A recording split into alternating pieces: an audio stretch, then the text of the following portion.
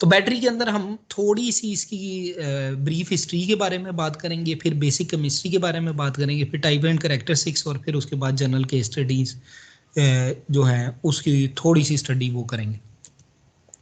अगर हिस्टोरिकली देखा जाए तो बैटरी जो है 1800 बेस पे 1800 पे बनी, जिसको वोल्टाइक पाइल के नाम से कहा गया। सिल्वर जिंक मटेरियल यूज हुआ, फिर 1836, फिर 1859।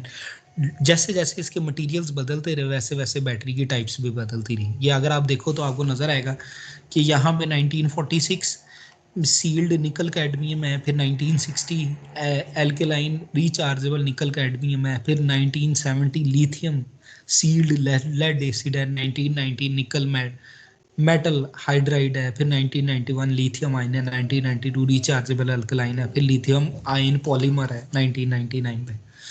सही है ना? तो ये डिफरेंट किस्म की बैटरीज आप लोगों ने देखी भी हुई है, मार्केट में यूज भी हुई है। इन डिफरेंट बैटरीज के अंदर कुछ बैटरीज जिनको लेड एसिड बैटरी कहते हैं, कुछ को ड्राई सेल कहते हैं, और कुछ रिचार्जेबल होती हैं, कुछ रिचार्जेबल नहीं होती। ये डिफरेंट किस्म की बैटरीज आपके पास आती हैं। सही है ना? इसका इलेक्ट्रोकेमिकल कंपोजिशन अगर आप देखें तो सिंपल क्या है कि एक साइड पे एनोड है, एक साइड पे कैथोड है। एनोड बेसिकली पॉजिटिव चार्ज को कह रहे हैं, कैथोड नेगेटिव चार्ज को कह रहे हैं। चार्ज नेगेटिव एंड से निकलता है, कैथोड साइड से निकलता है इलेक्ट्रॉन की फॉर्मेशन में, और वो जो इलेक्ट्रॉन की फॉर्मेशन है वो पॉजिटिव साइड पे चली जाती है, और उसके अकॉर्डिंगली ये सर्किट कंप्लीट करता है, और इस चार्ज की मोशन की वजह से आपके पास इलेक्ट्रिसिटी आती है। वो जो इलेक्ट्रिसिटी है यहाँ पे अगर आप देखो तो ये कंज्यूमर लगा हुआ है, कंज्यूमर की तरफ चली जाती है। ये बैटरी बेसिकली आपके पास हमारा सिस्टम का वर्क कर रहा होता है। अगर आप इसके एनोड के थोड की वर्किंग देखो तो ये आपको नजर आएगी। ये जिंक है, जिंक के साथ आप देखो तो ये सिंपल क्या है, इसने जिंक 2+ दिया, +2 इलेक्ट्रॉन दिए। ये जो 2 इलेक्ट्रॉन है ये कॉपर के साथ मिलेंगे और फिर कॉपर बना देंगे। तो ये बेसिकली फिनोमेना बन रहा है कि ये बेसिकली जिंक का चार्ज बन रहा है, इसके अंदर से फ्री इलेक्ट्रॉन आ रहे हैं। ये फ्री इलेक्ट्रॉन इस सर्किट से मूव करके इधर आ रहे हैं, और इधर फिर वो दोबारा कंबाइन हो रहे हैं। तो ये बेसिकली मैकेनिज्म बनते हुए ये चार्ज हो रहा होता है और फ्री इलेक्ट्रॉन हमारे पास आ रहे हैं।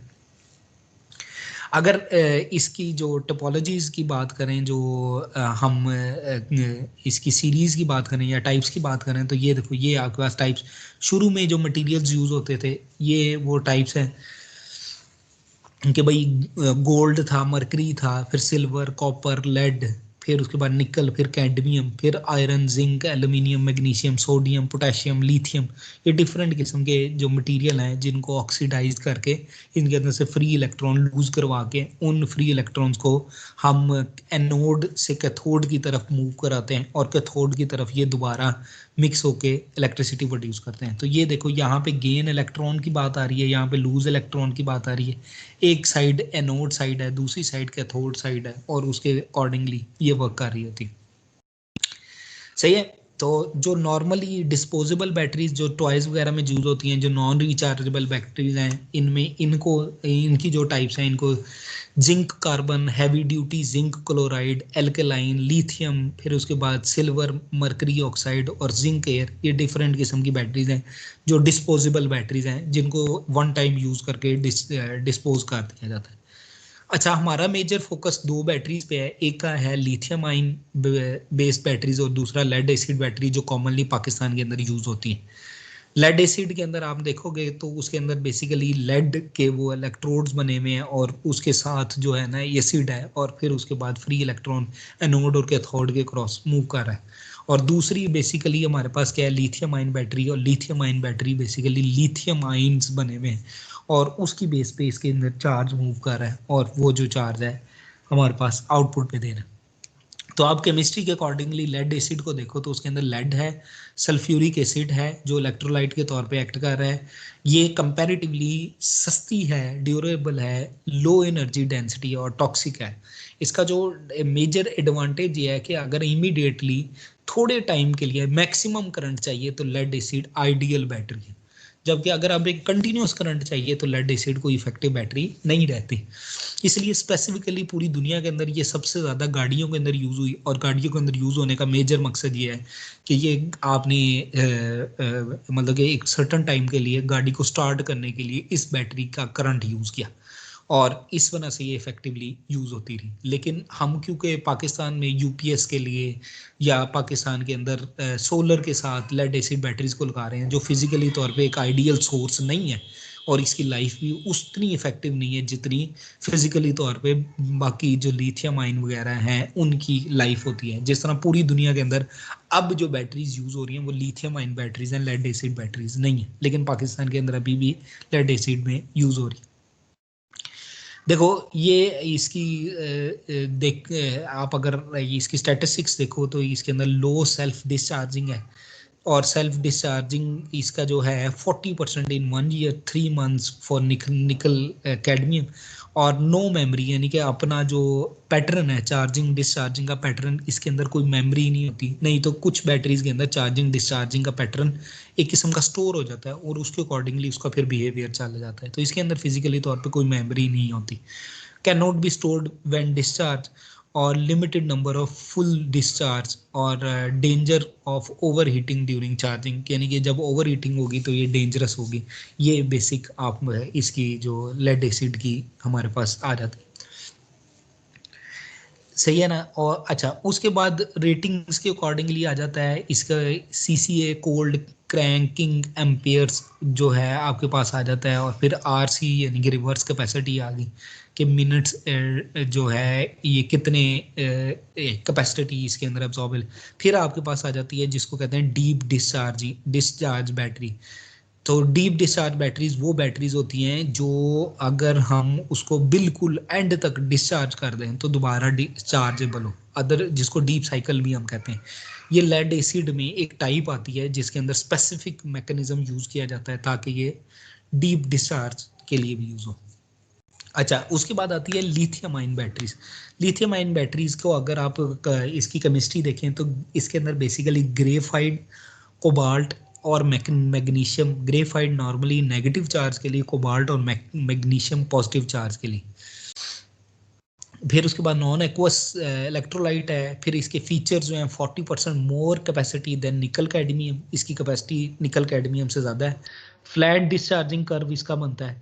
दूसरा सेल्फ डिस्चार्ज जो है 50% लेस देन निकल कैडमियम, लेकिन कंपैरेटिवली ये एक्सपेंसिव होती। इसकी जो लिथियम आयन की रिचार्जेबल साइकिल अगर आप देखें तो ये नॉर्मली 300 साइकिल्स होती हैं, यानी कि 300 टाइम ये चार्ज और डिस्चार्ज हो जाती है, सही है। और 50% कैपेसिटी इसकी बढ़ जाती है अगर हम इसको 50% कैपेसिटी पे यूज़ करें तो इसकी नंबर ऑफ साइकिल्स जो है वो 500 साइकिल्स तक चली जाती है, सही है ना। फिर उसके बाद आती है लिथियम आयन पॉलीमर बैटरी। अगर नॉर्मली देखा जाए तो इसकी केमिस्ट्री में भी इसी तरह ही ग्रेफाइट, कोबाल्ट और मैग्नीशियम पॉजिटिव यानी कि एनोड होते हैं और ग्रेफाइट नेगेटिव होते हैं। नॉन एक्वस इलेक्ट्रोलाइट है। फिर इसके बाद slim geometry, flexible shape, light weight, ये लिथियम पॉलीमर लिपो बैटरीज हमारे मोबाइलों में भी यूज़ होती है।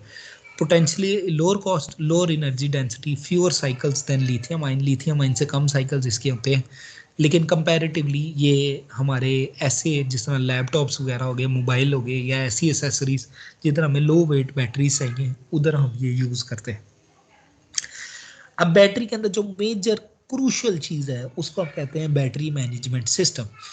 बैटरी मैनेजमेंट सिस्टम को अगर हम अंडरस्टैंड करें तो वो ये बनता है कि बैटरी में हमारी जो साइंस बनती है उसमें हमारे पास आता है कि अगर हम इधर से देखें तो हमें जो पहली चीज़ हमें बैटरीज में चाहिए वो क्या है, स्टेट एस्टिमेशन। स्टेट एस्टिमेशन क्या है कि हम बैटरी की स्टेट ऑफ चार्ज को एस्टिमेट करें। स्टेट ऑफ चार्ज क्या है, जिस तरह हमारे पास लैपटॉप है, लैपटॉप में हमें पता क्या चल रहा होता है, अगर आप देखो तो ये पता चल रहा होता है कि ये 100% चार्ज है, 50% चार्ज है, 30% चार्ज है, 40% चार्ज है, ये स्टेट ऑफ चार्ज है। ये इसको हम कहते हैं स्टेट ऑफ चार्ज।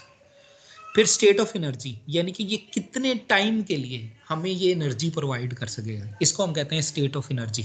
नॉर्मली अगर मैं बैटरी का चार्जर उतार लूँ तो ये चार्जर के बगैर ये बैटरी हमें आइडेंटिफाई करती है कि भाई ये 2 घंटे, 1 घंटा या 15 मिनट, ये 10 मिनट ये चलेगी। ये जो चलनी है इसको कहते हैं स्टेट ऑफ एनर्जी, यानी कि कितनी एनर्जी इसके पास अवेलेबल है। फिर उसके बाद आती है स्टेट ऑफ हेल्थ, कि मेरी बैटरी की ओवरऑल हेल्थ कैसी है। कि जैसे जैसे आप देखो, ऑब्जर्व करो कि मैं जैसे जैसे बैटरी को यूटिलाइज करता हूँ, जिस तरह मोबाइल फ़ोन है जैसे जैसे हम उसकी चार्जिंग डिस्चार्जिंग करते हैं तो ऐसा ऐसा उसकी हेल्थ गिर जाती है। कुछ मोबाइल फ़ोन में ये फीचर भी अवेलेबल है कि आप उसकी हेल्थ को ऑब्जर्व करो तो अंदर दिखा रहा होता है कि इसकी बैटरी की हेल्थ 60% है, 40% है, 30% है। इसका मतलब क्या है कि ये मेरी बैटरी आहिस्ता आहिस्ता ख़राब हो रही है। एक टाइम आएगा जब 0% का मतलब इसकी बैटरी बिल्कुल डेड होगी। फिर उसके बाद स्टेट ऑफ पावर आती है। स्टेट ऑफ पावर का मतलब इसकी जो पावर है इसके अंदर जो एक टाइम पे एक सर्टन टाइम के लिए मैं इसकी एनर्जी लेना चाहूँ तो ये कितना करंट कितना वोल्टेज दे सकती है। तो इसको हम कहते हैं स्टेट एस्टिमेशन। और स्टेट एस्टिमेशन एक हॉट रिसर्च टॉपिक है। बैटरीज के लिहाज से अगर हम देखें तो हम रिसर्च टॉपिक्स के अकॉर्डिंगली देखें तो हम अगर यहाँ पे स्कॉलर .गूगल निकालें और उसमें अगर हम देखें बैटरीज के अकॉर्डिंगली तो आपको एक चीज़ ऑब्जर्व होगी कि भाई आप फॉर एग्जांपल मैं SOC सबसे आसान लिखता हूँ, SOC लिखा और साथ लिथियम आयन बैटरीज लिखा और मैंने इसको सर्च किया और मैंने स्पेसिफिकली कहा कि भाई ये 2020 के लिए करें। तो ये देखो आपको नजर आएगा कि ये आपके पास क्या है, novel pulse power estimation technique for lithium ion batteries using DCIR and SOC relation. फिर इसके बाद आप दूसरा देखो, state of charge of lithium ion battery in electric vehicle. फिर ये IEEE ट्रांजैक्शन का पेपर है, evaluating the deflagration potential for commercial cylinders lithium ion cells under adiabatic confidence। फिर उसके बाद क्या है, SOC estimation of lithium ion battery based on Gaussian mixture regression। ये देखो आपको लिथियम आयन बैटरीज के बेतहाशा पेपर्स मिलेंगे और इस पे बेतहाशा रिसर्च हो भी रही है। तो ये ज्यादातर रिसर्च जो है वो स्टेट एस्टिमेशन पे होती है लिथियम आयन बैटरीज की। जी आप में से कोई क्वेश्चन पूछ रहा था, कोई बात बोल रहा?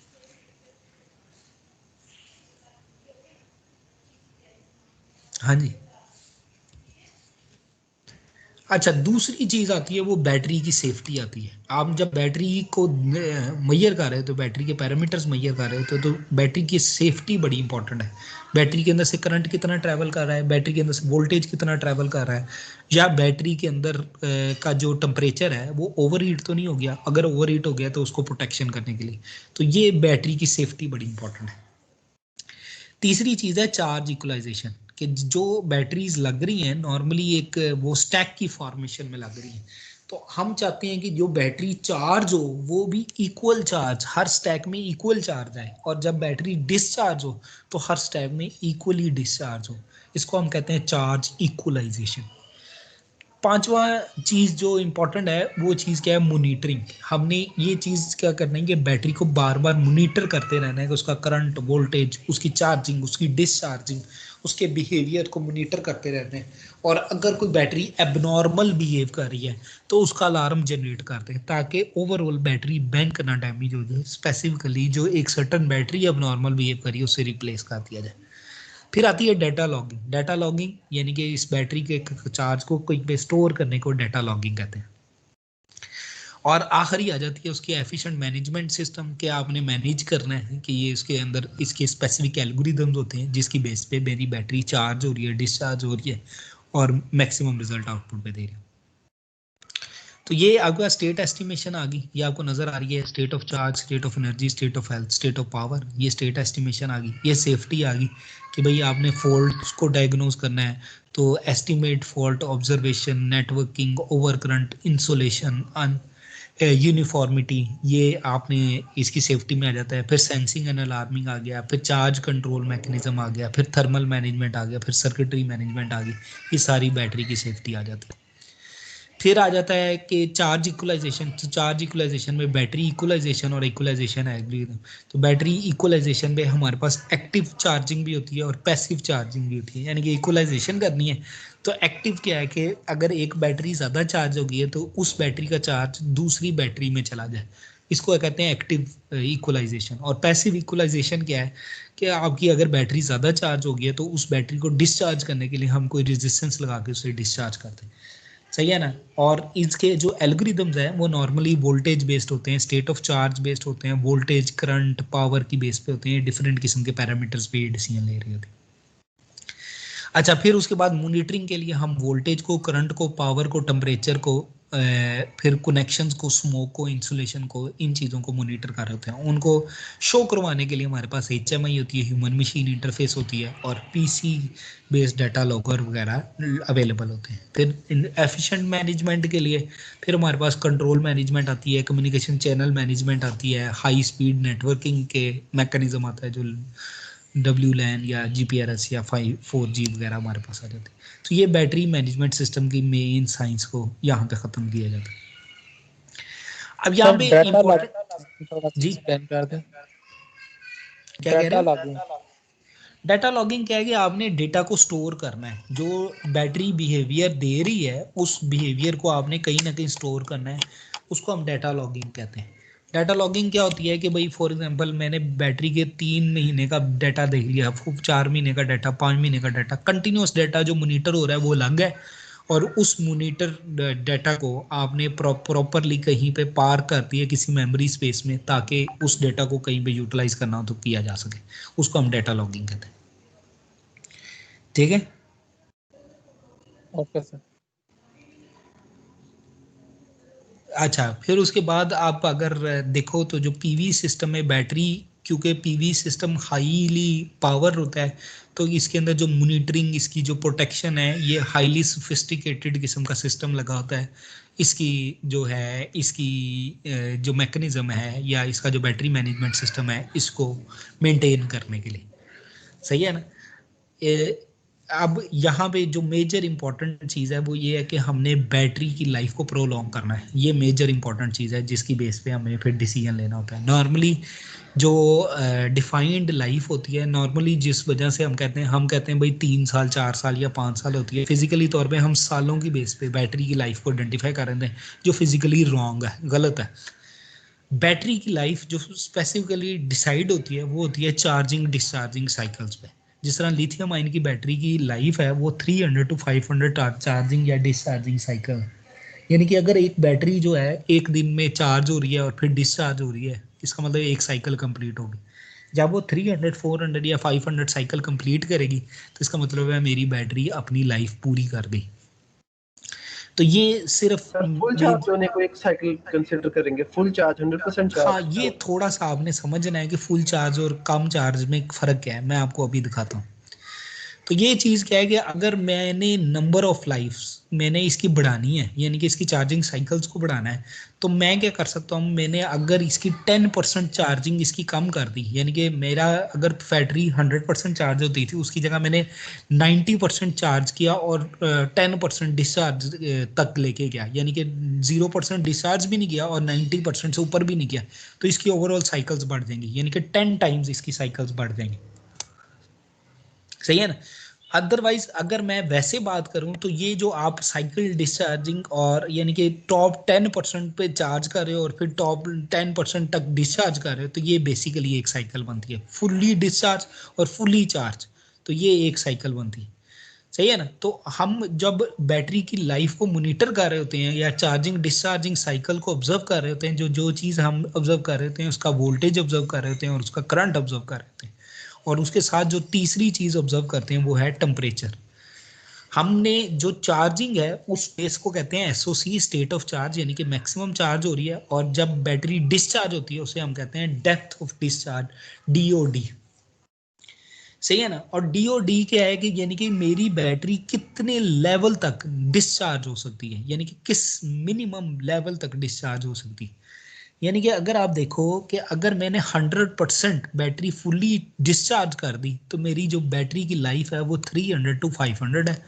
अगर मैंने 50% डेप्थ ऑफ डिस्चार्ज, यानी कि मैंने अपने मोबाइल की बैटरी या कोई भी चीज़ है उसकी बैटरी जो है 50% डिस्चार्ज होने दी, तो उसकी लाइफ देखो वो 4 टाइम बढ़ गई, 3 to 4 टाइम बढ़ गई, यानी कि 1200 से 1500 साइकिल होगी। अगर मैंने डेप्थ ऑफ डिस्चार्ज 25% कर दी, यानी कि मेरी बैटरी, मैंने टॉप 75% पे ही बैटरी को इस्तेमाल कर रहा हूँ, तो जो मेरी बैटरी है उसकी जो लाइफ है वो कितनी होगी, वो 2000 to 2500। और इसी तरह मैंने ऊपर टॉप 10% डिस्चार्ज की तो मेरी लाइफ जो है बैटरी की वो 4700 तक इंक्रीज कर जाएगी।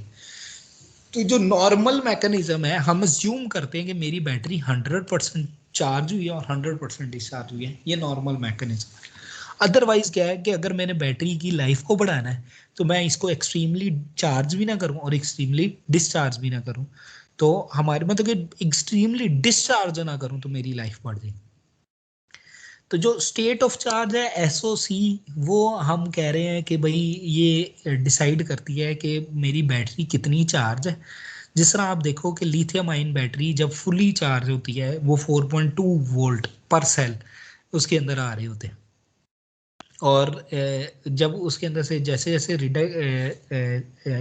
रिडक्शन आ रही है तो वो नॉर्मली 0.1 वोल्ट पर सेल उसकी जो है, अगर हम रिडक्शन उसकी डिस्चार्जिंग कर रहे हैं तो उसकी जो नंबर ऑफ साइकिल्स है लाइफ की वो डबल होती जाएगी, कि अगर मैं उसकी डिस्चार्जिंग जितनी कम करूँगा ऑटोमेटिकली उसकी लाइफ उतनी बढ़ जाएगी। जिस तरह आप ये देखो कि अगर मैं इसका डिस्चार्ज यानी कि मैक्सिमम चार्ज कितना है वो 4.2 और मैं इसको 4.1 तक डिस्चार्ज कर रहा हूँ और दोबारा चार्ज कर रहा हूँ, तो इसकी साइकिल है वो 600 to 1000 है। अगर मैं 4 तक कर रहा हूँ तो इसकी साइकिल जो है वो इस तरह बढ़ती जाएगी। इसी तरह 3.9 तक कर रहा हूँ तो उसकी साइकिल ये और बढ़ जाएगी। ये इस तरह हमारे पास चेंज आ जाएगी। ये आप अगर देखो तो ये डिस्चार्जिंग साइकिल है इसकी, यानी कि ये मेरे पास 100% मेरी बैटरी है और 4.3 वोल्ट तक जा रही है, यानी कि ये इसकी जो डिस्चार्ज साइकिल है वो मैंने इसकी 110% इसको डिस्चार्ज कर दिया है। यानी कि इसकी कैपेसिटी कितनी थी 4.2 वोल्ट और मैंने डिस्चार्ज कर दिया 4.3 वोल्ट तक, यानी कि 110% इसको डिस्चार्ज कर दिया। तो इसकी जो लाइफ साइकिल है वो कितनी है, वो 150 या 250 साइकिल्स पे ये खत्म हो जाएगी। इसी तरह अगर मैंने 4.2 वोल्ट जो उसकी कैपेसिटी थी उतना ही डिस्चार्ज किया, यानी कि फुल कैपेसिटी इसकी डिस्चार्ज कर दी, तो इसकी जो नंबर ऑफ साइकिल्स हैं वो 300 to 500 है। अगर मैंने उसकी 4.1 तक डिस्चार्ज की, यानी कि 100% डिस्चार्ज नहीं की, इसके एंड पे 0.1 चार्ज रहने दिया, तो इसकी साइकिल जो है ये 90% डिस्चार्ज पे इसकी साइकिल। अगर मैंने 70% डिस्चार्ज की तो ये साइकिल्स आ गई, और मैंने अगर 50% डिस्चार्ज की तो ये साइकिल आ गई। तो ये सिंपल इसकी जो है हर बैटरी की अगर डेटा शीट आपके पास अवेलेबल हो तो इसकी जो चार्जिंग डिस्चार्जिंग साइकिल्स है वो आपको अपीयर होती रहती है। मॉडर्न बैटरीज इससे भी ज़्यादा साइकिल्स यानी कि 10,000 डिस्चार्जिंग साइकिल्स भी आपको देती रहती है।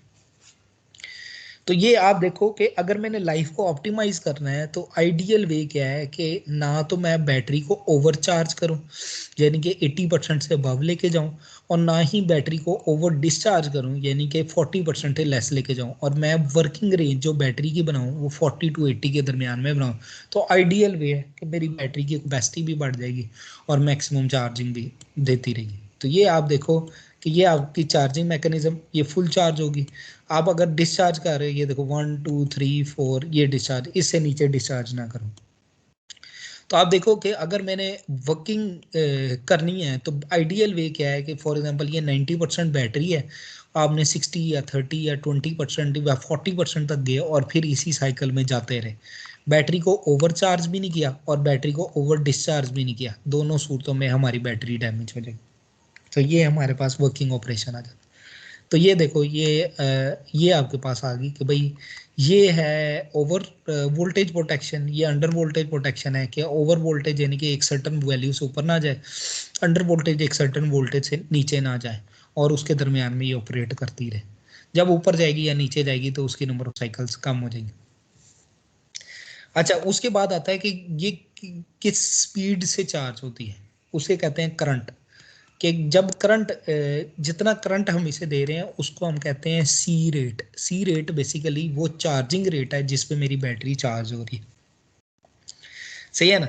और सी रेट की बेस पे कि भाई 1 सी रेट का मतलब ये है कि मैंने एक सर्टन करंट है और उस करंट की बेस पे अगर मैंने फॉर एग्जांपल मेरी बैटरी 5 एम्पेयर की और मैंने 5 एम्पेयर ही उसको दिया तो 1 सी है। अगर मैंने उसे 10 एम्पेयर दे दिया तो 2 सी है। मैंने अगर 15 एम्पेयर दे दिया तो 3 सी है। तो जितना हम सी रेट ज़्यादा देंगे तो ज़्यादा करंट इसमें जाएगा, तो ज़्यादा करंट की वजह से उसकी वो डैमेज भी हो सकती है। तो सिंपल चीज़ है कि अगर मेरी बैटरी जो है let's suppose consider a battery of 100 ampere और मैं 100 एम्पेयर ही इसको देता हूँ बैटरी को चार्ज करने के लिए, 1 घंटे में ये चार्ज हो जाएगी, लेकिन मैंने जो सी रेट दिया वो 1 सी दिया। अगर मैं इसे 500 एम्पियर देता हूँ तो बेसिकली मैंने इसको 5 टाइम करंट ज़्यादा दे दिया, तो ये 20 मिनट्स में चार्ज हो जाएगी। और अगर मैंने इसे हाफ सी दिया है, इसका मतलब क्या है कि मैंने जो सी रेट था इसका 100 एम्पेयर था, हाफ सी का मतलब मैंने इसको 50 एम्पेयर दिया, और 50 एम्पेयर का मतलब है ये 2 घंटे में चार्ज हो जाएगी। सही है ना? तो ये इसको कहते हैं सी रेट। और ई रेट बेसिकली क्या है, ये किस रेट पे डिस्चार्ज हो रही है।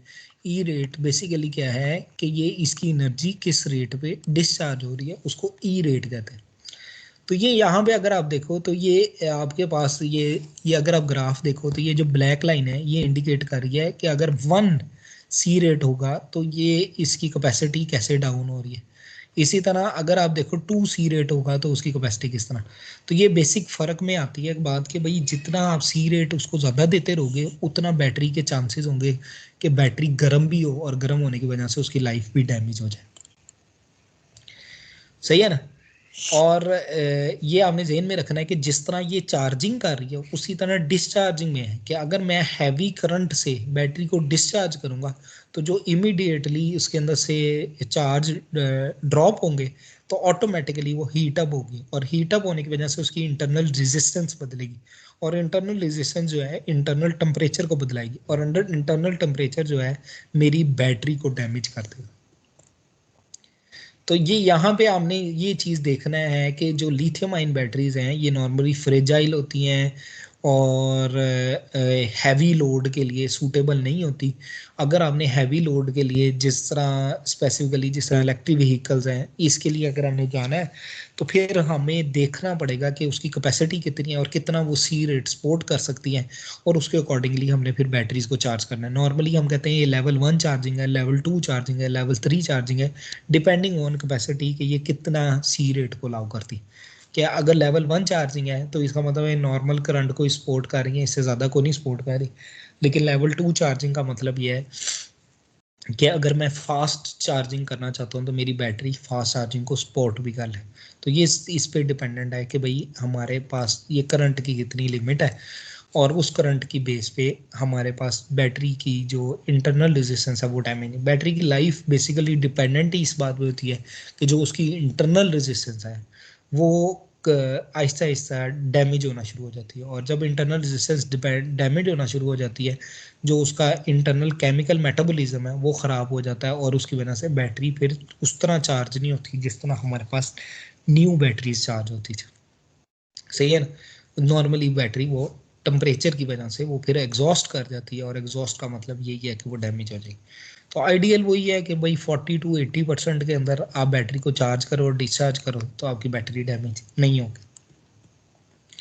सही है ना? तो ये आप देखो, अगर आप ऑब्जर्व करो तो जो टेम्परेचर है अगर आप उसकी loss in battery capacity after 3 months when 100% state of charge, loss in battery capacity after 3 months when 40% state of charge. आप 0 डिग्री आप देखो और आज तक 60 डिग्री, तो ये आपके पास लॉस आ रहा है।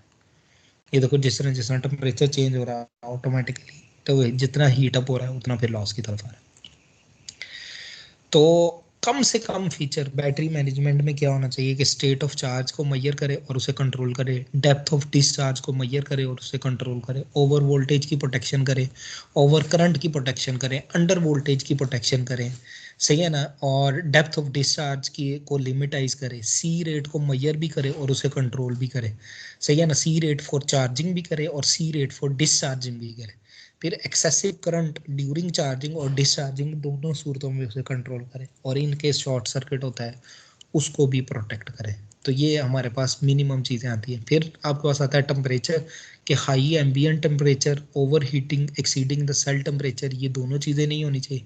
फिर प्रेशर आ गया, build up inside the cell, जो जब टेम्परेचर इंक्रीज करता है तो उसका इंटरनल प्रेशर इंक्रीज करता है, और इंटरनल प्रेशर इंक्रीज करने की वजह से बैटरी फूल जाती है, और system in isolation in case of any accident use. तो ये हमारे पास बैटरी के अंदर प्रॉब्लम आता है। आपको याद होगा कि आज से 4 या 5 साल पहले की बात है कि सैमसंग के एक सेट के अंदर प्रॉब्लम आई थी जिसके बारे में मशहूर हो गया था कि उसकी बैटरी ब्लास्ट कर जाती है। तो वो बेसिकली उसका प्रॉब्लम बैटरी का नहीं था, उसके बैटरी मैनेजमेंट सिस्टम का था, और बैटरी मैनेजमेंट सिस्टम ने उस सेट को फ्लॉप कर दिया था। तो ये एक मेजर मसला होता है कि बैटरी की जो हेल्थ है और बैटरी की जो बैटरी मैनेजमेंट सिस्टम है उसको आपने मोनिटर करना है। अगर वो चीज़ डैमेज हो रही है तो बैटरी खुद अलार्म जनरेट करे कि भाई बैटरी की हेल्थ डैमेज हो रही है और उसको उसको मेंटेन किया जाए या रिप्लेस किया जाए। अदरवाइज उसकी जो कंट्रोल मैकेनिज्म है वो बैटरी जब ओवरचार्ज होगी तो बैटरी फट भी सकती है। सही है ना। तो ये आप अगर देखो जो new battery versus old battery है कि अगर आप देखो कि भाई ये आपके पास जो न्यू बैटरी है वो कंपैरेटिवली उसकी हाई कैपेसिटी होती है और जैसे जैसे ओल्ड होती जाती है तो उसकी कैपेसिटी कंपैरेटिवली लो हो जाती है। वो जो लो या रॉक कंटेंट या अनयूजेबल एरिया रह जाता है वो फिर ज़ाया हो जाता है। वो बैटरी उतने एरिया यानी कि जैसे जैसे उसकी हेल्थ डैमेज हो जाती है आप समझो कि आपको लगती तो 100% चार्ज है, फिजिकली तौर पे वो 20-30% चार्ज होती है। तो ये बेसिकली क्या है कि जैसे जैसे बैटरी पुरानी होती जाती है वैसे वैसे वो डैमेज होना शुरू हो जाती है। सही है ना। तो स्टेट ऑफ हेल्थ जो है बेसिकली कंडीशन को डिटरमिन करती है कि बैटरी के पास कितनी एबिलिटी है कि वो चार्ज को स्टोर कर सके और उसको डिलीवर कर सके। ये स्टेट ऑफ हेल्थ के बेस पे सही है ना। और इसकी बेस पे जो डिज़ाइनर्स होते हैं या बैटरी मैनेजमेंट सिस्टम के वो क्या करते हैं वो इंटरनल रेजिस्टेंस को, ये बड़ा क्रिटिकल सा पहलू है कि स्टेट ऑफ हेल्थ फिजिकली तौर पे बड़ी बैटरीज में मैयर ही नहीं होती। यानी कि अगर मैं एज ए रिसर्चर बात करूँ ये हॉट प्रॉब्लम है state of health. State of health मैयर किस तरह होती है इंटरनल रेजिस्टेंस की बेस पे या इम्पिडेंस या कंडक्टेंस की बेस पे। सही है ना। इसकी बेस पे हम डिसाइड करते हैं और फिर हमें capacity voltage self discharge ability to accept a charge number of charge और डिस्चार्ज साइकिल्स ये सारी चीज़ें स्टेट ऑफ हेल्थ आइडेंटिफाई करती हैं। सही है ना। तो ये स्टेट ऑफ हेल्थ इंपॉर्टेंट ज़रूर है लेकिन ये को बहुत इफेक्टिवली मैयर ही नहीं होती। इसके लिए कोई कंट्रोल एल्गोरिदम्स या मैकेनिज्म ज़रूरी है जो स्टेट ऑफ हेल्थ को आइडेंटिफाई कर सके कि ये स्टेट ऑफ हेल्थ कैसी है। सही है ना। तो ये हमारे लिए इम्पोर्टेंट भी है इसकी एस्टिमेशन और इसकी मेजरमेंट और इसमें डिफरेंट किस्म के एस्टिमेशन एल्गोरिदम्स डिफरेंट किस्म की कंट्रोल टेक्निक्स यूज़ होती हैं जो इसकी स्टेट ऑफ हेल्थ को मेजर करते हैं। सही है ना। तो नॉर्मल मैकेनिज्म क्या होता है कि हम बैटरी को चार्ज करते हैं और बैटरी को डिस्चार्ज करते हैं और बैटरी जब चार्ज और डिस्चार्ज होती है उसके बेस पे हम देखते हैं कि भाई कितने टाइम पे वो डिस्चार्ज हुई है और कितने टाइम पे वो चार्ज हुई है और इस सारे प्रोसेस की आइडेंटिफिकेशन की बेस पे हमें स्टेट ऑफ हेल्थ का पता चल सकता है। ये बार बार हम ये प्रोसेस रिपीट भी करते हैं। सही है ना। और नॉर्मली उसकी बेस पे हम क्या करते हैं इम्पिडेंस टेस्टिंग करते हैं उसकी कंडक्टेंस टेस्टिंग करते हैं उसकी स्टेट ऑफ चार्ज को आइडेंटिफाई करते हैं और काउंट करते हैं कि भाई मेरी बैटरी कितने साइकिल चल चुकी है। तो ये सारी चीज़ें फिर स्टेट ऑफ हेल्थ में हमें इंडिकेट करती हैं कि भाई जितनी नई बैटरी है उसकी हेल्थ उतनी ज़्यादा बेहतर है और जितनी पुरानी बैटरी हो जाएगी उसकी हेल्थ उसी तरह ही डैमेज होती जाएगी। ये आप एक जर्नल से देखो तो in practice some people estimate state of health for single measurement of either the cell impedance और the cell conductance. In pursuit of the accuracy, other advocate measure several cell parameters, all of which vary with the age of the battery and making an estimate of state of health for combination of these factors. Example are the capacity, internal resistance, self-discharge, charge acceptance, discharge capability, the mobility of electrolyte, cycle counting, or if possible, the absolute reading will depend on the cell chemistry involved. Weighting is added to individual factor based on experience, the cell chemistry and importance, the practical parameter in application for which the battery is used. If any of these variables provide marginally reading, the ending result will be affected. तो ये बड़ा important है state of health के लिए। सही है ना। तो ये स्टेट ऑफ हेल्थ जो है ये एक अपग्रेडेड फीचर है और ये अगर रिसर्च पॉइंट ऑफ व्यू से देखें तो बैटरी के लिए बड़ी ज़रूरत हमें महसूस होती है। तो ये बेसिक फार्मूलाज हैं, ये स्टेट ऑफ चार्ज का फार्मूला है, ये स्टेट ऑफ एनर्जी का फार्मूला है और ये वो फैक्टर्स हैं जो इनके बेस पे डिसीजन लेते हैं। और जो डिफरेंट मॉडल्स हैं जो यूज़ होते हैं स्टेट ऑफ चार्ज को मेजर करने के लिए उसमें एक आइडियल मॉडल है, फिर ब्लैक बॉक्स मॉडल है, इक्विवेलेंट सर्किट मॉडल है, इलेक्ट्रोकेमिकल मॉडल है जो बैटरी को मेजर करने के लिए यूज़ होता है। इन मॉडल्स को भी आगे सब डिवाइड किया हुआ है, जिसमें शेफर्ड मॉडल आ गया, सही है ना। इसी तरह न्यू मॉडल है, फिर ये डिफरेंट किस्म के मॉडल्स हैं जो बने हुए हैं, ये इक्विवेलेंट सर्किट मॉडल्स हैं जिनकी बेसिक कैलकुलेशन हुई है। और इन मॉडल्स की बेस पे अगर आप देखो तो आप देखो जो conventional battery state estimation model है उसमें constant current, open circuit voltage, extend जो EMF, model based, internal resistance EIS, फिर उसके बाद फिल्टरिंग बेस्ड में Kalman filter, extended Kalman filter, unscented Kalman filter, फिर पार्टिकल फिल्टर, फिर उसके बाद आ जाता है लर्निंग एल्गोरिथम में न्यूरल नेटवर्क वगैरह आ जाते हैं, ठीक है। तो ये डिफरेंट किस्म के एल्गोरिथम्स है स्टेट एस्टिमेशन के लिए, ठीक है। ये यहाँ पे बैटरी कंप्लीट हो जाती है। यहाँ पे अगर आपके कोई क्वेश्चंस हैं तो आप पूछ सकते हो।